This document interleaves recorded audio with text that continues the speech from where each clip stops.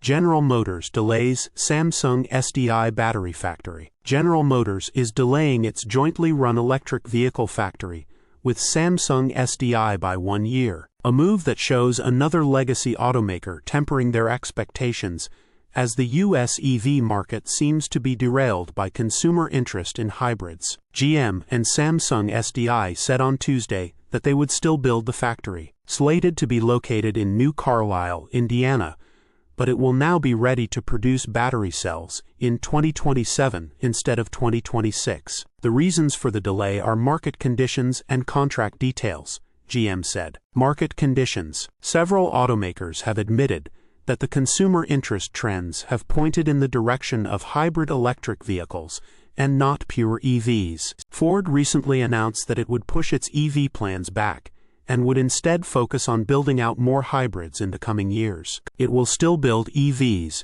including a new all-electric pickup, but it won't come until the latter half of the decade. Tesla also said that hybrids are becoming the focus of many car makers, especially as consumers have been buying them more frequently. We are seeing more legacy car companies adjust their strategies to line up with what consumers are buying. And while EVs are still a good seller, with a 7% increase in sales in the first half of 2024, their products are not necessarily on par with those of Tesla, Rivian, and Lucid. Hyundai has performed well, as their Kia and Genesis siblings accounted for 10% of the EV market share in the U.S. in the first half of the year. Hyundai Motor Group closes the gap with Tesla. Contract details. GM and Samsung SDI will employ 1,600 workers, and while it did not go into too much detail regarding what the holdup is with contracts or employee terms, however, the UAW said it would include the new plant and its workers